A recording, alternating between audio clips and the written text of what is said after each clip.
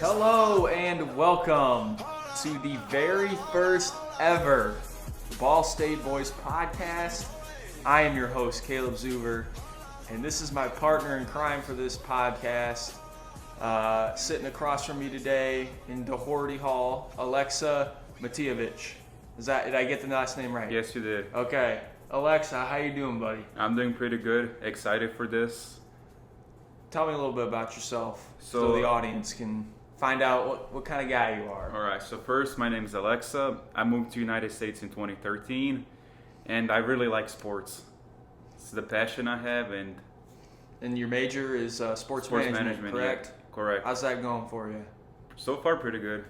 Nice. So now I'll introduce myself because I know we're gonna have some listeners from your side of town and some of your friends. So I'm Caleb Zuber, Ball State freshman, just like Aleksa is. Major is telecommunications and journalism news. Hometown is Bryan, Ohio, which is about 2 hours from here. And just like Aleksa, I love talking sports and I love watching it.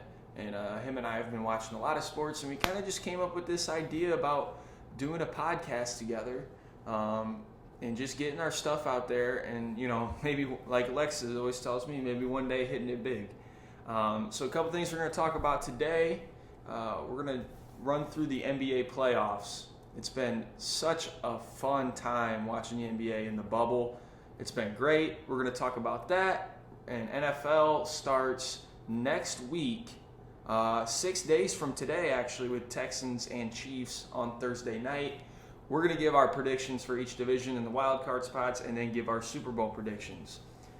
So stay tuned for that. But first, Aleksa, like I talked about, NBA playoffs, right? Yes. It has been extremely fun. You and I have been watching this very closely. So I know a couple of the series are already in progress right now. I want you to give me your predictions for each of the semifinal series. All right. So for my predictions, between Celtics and Raptors, I have Celtics in 6. Heat and Bucks, I have Heat winning in 6. Nuggets and Clippers, I have Nuggets in 7. And then Lakers and Rockets, I have Lakers winning in 6. Okay. Now, for me, I had Raptors in 7. I had Bucks in 6. I had Clippers in 6, and I had Lakers in 6. Now, we both agree Lakers in 6, but everything else we kind of have a disagreement on. So let's start with the Raptors and Celtics series. I know that Celtics are up 2-1 right now. So tell me what you're kind of thinking is, because this was your prediction before the series, obviously. Yes. Tell me what your kind of thinking is on that whole series. Now, not only how it's gone up to this point, but how it's going to play out the rest of the way. So before the series started, I was looking at the team's rosters and stuff, and Raptors are very good. I mean, they won the title last year, but Celtics improved a lot. They added Kemba Walker, Jason Tatum took a big step, Jaylen Brown is stepping in the bubble. So I chose Celtics because I think in the clutch time, Celtics could take over, and also Raptors lost Kawhi Leonard, which is he's a top 5 player in the league now, so that's hard to fill in the shoes for. So that's why I chose Celtics in 6. Okay, and hey, listen, this is going to be our first disagreement. It didn't take long, but obviously last night we were sitting in the same room watching the game, and it was just a great last-second play drawn up by head coach Nick Nurse, and that's one of my things with the Raptors. I love Brad Stevens as a coach, but I think Nick Nurse is maybe the best coach in the league. I think it's him. I would put Brad Stevens in that same category, and I think Eric Spoelstra is up there too as well. And we're gonna get to them in a second. The Heat, but I think Nick Nurse. I mean, the Raptors are a well-coached team. Now, I was not counting on Pascal Siakam looking the way he is, because he has not looked anywhere near what he was last year. So my whole Raptors in 7 pick was banking on the fact that Siakam would get back to his former self. But the way they played yesterday, I mean, that was an inspired performance. So I'm looking forward to seeing what they can do tomorrow, and if they can finish this thing out. We'll see. I think it's going to be a good series. So you in the next series, Bucks and Heat, you and I have kind of been talking just today, really. Tonight they play. I am putting everything in on the Bucks. I think they're going to win tonight. I still have them winning the series. It was Bucks in 6 before the series started, and I think I want to push that to 7, but that was my pick, Bucks in 6. So you have Heat in 6. Yes. And tell me why. So looking at the Heat, Jimmy Butler, big addition. That was like he's stepping in and stuff, and they're actually doing pretty good. And then Tyler Hero and Nunn, the rookies, are stepping in into Goran Dragic has experience. He's been in NBA for a long time. Bam Adebayo's nice center, and plus they have a good head coach. And also looking at the series so far, even though they're up 2-0, I think they just have a better rounded team than Bucks, but just slightly better. Well, one of the things you did point out to me was their bench, right? Yes. You think the Heat bench is a little bit better than the Bucks bench, Just right? a little bit. So tell me, break that down for me. So I do a couple of players I like on the. First of all, I'll give Bucks bench credit first. I like DiVincenzo, right? DiVincenzo. That was one guy you were telling me that you like, but he's struggled a little bit. He has struggled. And then George Hill, I also like George Hill because he's hitting threes and stuff, and I do like George Hill. But now why I took Heat bench a little bit. They have Andre Iguodala. He won titles. He's a veteran. Yes. He has titles. He has the experience. Jay Crowder is a good defender. And even though he's a 3-and-D guy, I do like Derrick Jones Jr. He's a great defender as well. And I think Miles Leonard has also that experience in big time to step in. And a guy I totally forgot about mentioning for the Heat is Duncan Robinson. He can hit threes and awesome. stuff. He's awesome shooter. So that's why Heat are just slightly. You like their bench better. Okay, gotcha. All right. So I'm interested to see how that goes tonight. This is like Giannis's probably biggest game of his career tonight. If they go down 3-0, this series is over.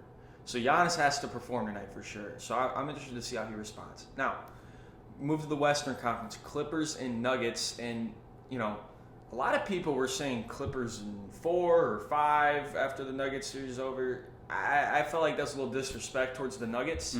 I got the Clippers in 6, but I think this is going to be a series. And even though last night they dominated, you can't count on Marcus Morris getting 19 every night like he did last night for the Clippers. I don't think that's going to happen. So I think the Nuggets can make this a series. I think this could go 7.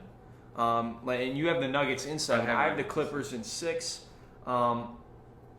One of the things, I think you probably know Nikola Jokic better than a lot of people that I've talked to. You watch him a lot. When he was in Serbia. When he was in Serbia and you followed with the NBA. Like for other people like where I'm from, they don't watch a lot of Nuggets basketball. So we don't really have to talk about this series, but I want you to talk about Nikola Jokic because I feel like he is a little bit underrated. So with Jokic, when he first started, like in Serbia, he wasn't nothing special. He was just like another center in the league, and I even remember when he was drafted. I think it was during a commercial break. It was commercial break, and they announced that Nuggets picked him. So nobody announced it. But when he stepped in, you see guys him passing and stuff, and as a center, having ability to pass and then shoot threes and deep shots, he's also a good leader because if you look at the Nuggets, if you eliminate him, Nuggets will be very different team without Jokic. So he's not in top 5 conversation for centers because there's more dominant ones than him and like stronger. But Jokic does a lot. Oh, he does a lot. He does a lot, and he's probably, I would say, he was probably the best passing big guy in the league for sure. Like he's a playmaker, all that stuff. Also, another interesting, Jamal Murray is just, and I know a lot of people talk about it, but Jamal Murray's been amazing. If they want to win, I mean, they have Pat Bev, the Clippers do. They're going to have Pat Bev following him a lot of this series. Jamal Murray's got to overcome that. I mean, he's got to put up 30 a game. So he definitely needs to perform. And then not much to talk about in the Lakers-Rockets series. The only reason I'm extending this to 6 games is because if Houston gets hot from 3, they can beat the Lakers in any game. I think they're going to be a little worn out tonight just from that long 7-game series they just had. So I think the Lakers should win pretty comfortably tonight. One question that I don't think anybody has an answer for is who's going to guard Anthony Davis in this series if you're the Rockets. You know, they went on this small ball thing, and I don't know who's going to guard him. What are you looking forward to most in this series? Like you said, who's guarding Anthony Davis? Because they traded Capella, so they don't have a true center. I can see Robert Covington guarding him. I can see PJ Tucker, but I feel like PJ Tucker should guard more LeBron James to try stopping him down. But besides that, I don't know. I don't see any other people that can step in and guard Anthony Davis. How do you... This is hard to word. What do you see in the Rockets? Like, what can they do to give themselves a chance? I know I said 3-point shooting, but, you know, is there anything else that you see that they could do to try and win this thing? If they want to win this series, Russell Westbrook has to play a big role. Yes, I agree with you. They came back from injury, but if they want to have any chance, he's got to step in and be that second star on that team, and they need him a lot. He cannot go 4 for 14 or 5 for 18. He has to be there in like 10 for 20 field goal range, drawing fouls and stuff like he does. So if Rockets want to win, he really needs to step in. And Harden, I don't see Harden actually playing the same series as he did against the Thunder. So if James Harden steps up a little bit, like all himself, and Russell Westbrook gets back, they have chance. But they got to stop Anthony Davis first. I will also say, if the Rockets win this series, okay, and I talked about it before to myself and maybe with you before Game 7 before they played the Thunder. If James Harden and Russell Westbrook can win this series, a lot of that playoff chokers narrative that people like to throw on them, including myself, because I feel like they come up short a lot in the playoffs. I think if they win this series, a lot of that can go away. I mean, if you upset the number 1 seed, LeBron and Anthony Davis, I would have to give Harden and Westbrook a lot of credit. So, they can wash all that whole narrative about them, not coming up huge in the playoffs. They can wash that away if they can beat the Lakers. Okay, so when we come back, we're going to give our NFL division playoff predictions, Super Bowl predictions, and stuff. Good first segment, bro. That's a good first segment. Good one. We'll be back. Okay, welcome back to the Ball State Boys podcast. Again, I'm your host, Caleb Zuber, here with Aleksa Matijevic. I'm still getting that right? Yes, okay. You are. Okay. So now, NFL football. It's crazy, Aleksa. We're only 6 days away. Can you believe it? NFL football is almost here. Again, it's going to look different this year, obviously, but we're going to go through our division picks for each conference and our Super Bowl predictions. So, Aleksa, first off, you go through your AFC. We'll go AFC first, then NFC, and then Super Bowl. So just go through your AFC first, and we'll break it down. All right, AFC South Colts. Philip Rivers come again behind offensive line. Colts defense is good. Titans are there, but the question with Tannehill, can he repeat and stop driving them down? But I think Colts have the edge. AFC is the Bills. Tom Brady is gone. Dolphins and Jets are still kind of rebuilding. Yeah. Bills took a step. Last year they were close with Patriots. They should be having there. AFC North was a tough one because Ravens were 14-2 last year. But I chose the Steelers to win North. You guys know, if Big Ben comes back healthy, he can lead this team down. Their defense really impressed me last year with the way they step up, especially their trade for Minka for just a first-round pick. So I gave Steelers just slightly chance, but this division will be the hardest in AFC. And then AFC West, the Chiefs. They just won the Super Bowl. Year before that, they got close to it. I can see them winning this again easily. Okay, so for me, actually, did you want to go over your wild card picks too? Oh yeah, the wild cards. three teams I chose are Ravens. I mean, Ravens are for sure making a playoff. Just depends where they're going. Titans and Denver. I like Denver a lot this year. Drew Lock impressed me really, and they added Melvin Gordon. They drafted Jerry Jeudy. I like it. I like them. So for me, I'm going to agree with you on the Colts one. I think you look, it's not so much that the Colts made improvements in the offseason. That's why I'm picking. They did make improvements with Phillip Rivers and signing Xavier Rhodes, and they had a good draft. It's more about, for me, the fact that DeAndre Hopkins is gone from the Texans.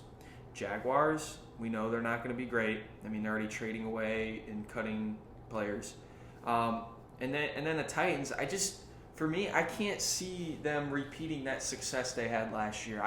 I really do feel like it was a one-hit wonder. I don't think you can build around Ryan Tannehill, personally. I don't. So that's why I think the Colts are going to win. Bills, I'm kind of the same thing with you. They took a step last year. Brady's gone. And the Dolphins and the Jets are still rebuilding. I will say, though, Patriots are going to be right there, I feel like. I think they're going to be right there. I think Cam Newton is going to provide a little spark to that organization. But so I'm interested to see about the Patriots. North, we disagreed. I have the Ravens, man, and I think they're even better. Personally, I think they're even better than last year. I think they got better in the offseason. Their rushing attack is going to be even more potent with J.K. Dobbins in there. So I'm going to disagree there. But I will agree with you in the fact that if Big Ben can be the Big Ben of old, the Steelers are going to win that division, and they, could beat the Ravens 2 times, maybe 3 times in the playoffs. So we'll see about Big Ben. Personally, I don't think he can get back to that, but if he is, I think you're right about that team and what they can do. West, I'm with you on the Chiefs. There's not really much to be explained there. You got Patrick Mahomes, you're set. Wild card, I got Pittsburgh making it to the first wild card spot. Then I'm like you. I have Denver. I have Denver. I like Drew Lock, and they have young weapons around him, and they were hot to end last year. I really like Denver.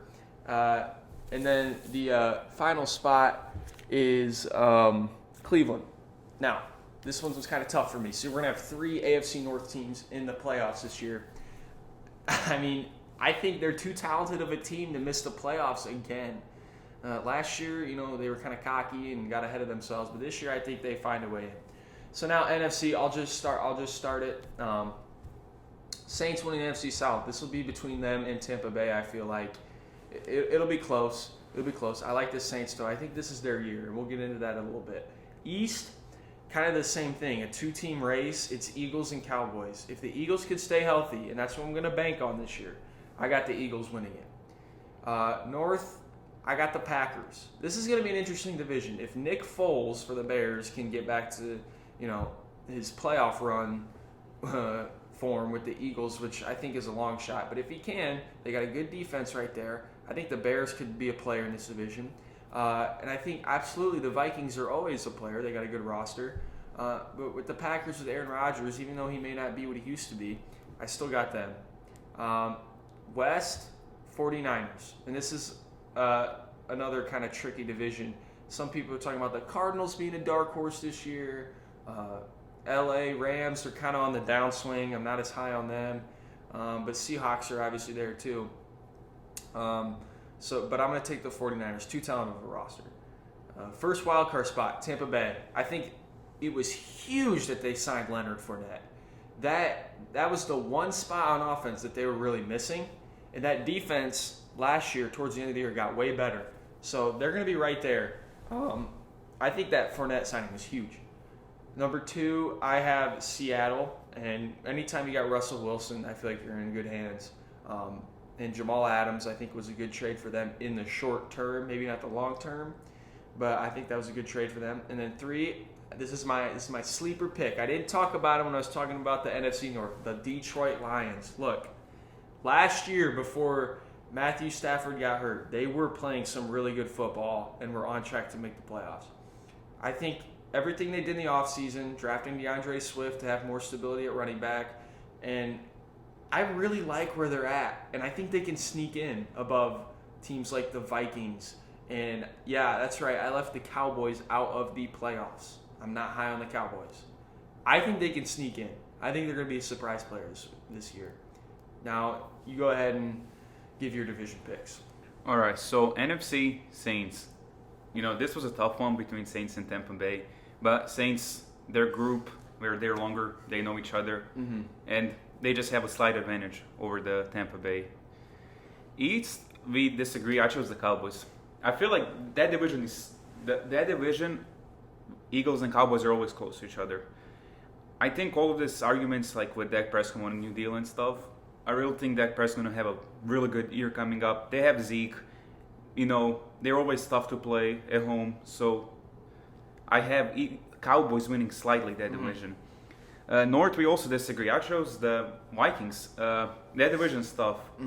I feel like Kirk Cousins last year led him to the Saints. Against the Saints, away game, got a job done in overtime. That was big for him, sure. That gets his confidence up. 49ers are a hard team, but that gets his confidence up. They trade away Diggs, but they drafted a receiver out of LSU who I really like. Justin Jefferson. Yeah, he's good. He can step in. Kyle Rudolph's there, Adam Thielen's there. They also have a good defense. But Packers are there in that division too with Aaron Rodgers. But I think Vikings have just a slightly better chance winning. And West, like I said, 49ers, we agree. Even though the division has Seahawks, who have Russell Wilson going on. They have Jamal Adams, pretty good trade. They also had division. Cardinals got better. Yeah. A lot. Simmons in the draft. Tyler may take a step forward. Yeah, they'll be a player. But 49ers just have talent in their roster that is hard to take down. Wildcard Tampa Bay.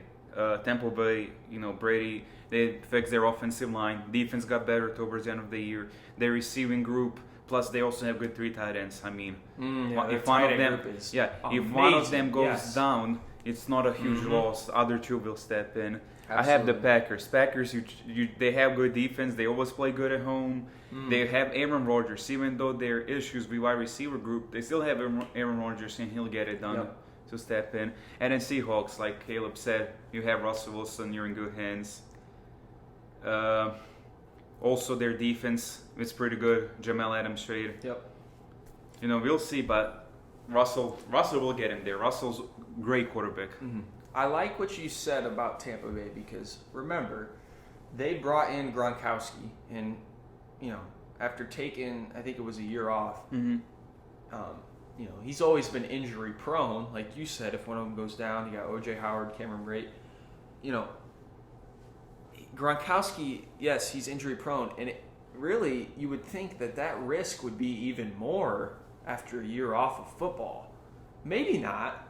In my thinking, it would be. I mean, ramping up your body to get ready for the season, I feel like would present a bigger risk factor for injury. So, last thing here. So we both have the Saints in the Super Bowl.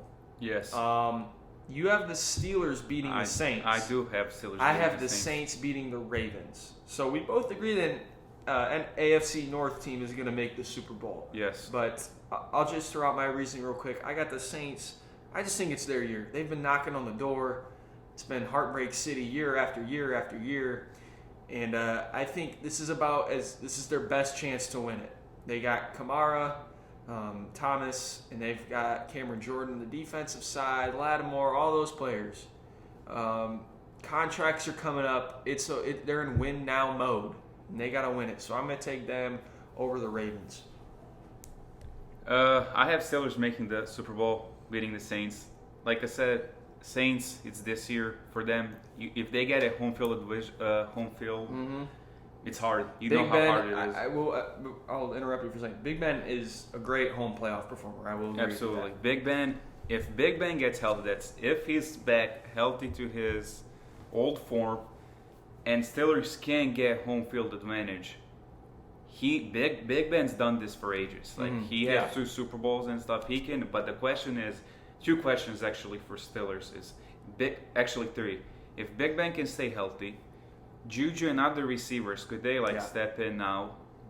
And the third, can that defense repeat? Because TJ Mhm. Watt, Minka, Bud Dupree, Cam Hayward, and even Devin Bush, they were all great. Yep. Joe Hayden, Steven Nelson, they can repeat this with defense and Ben gets healthy.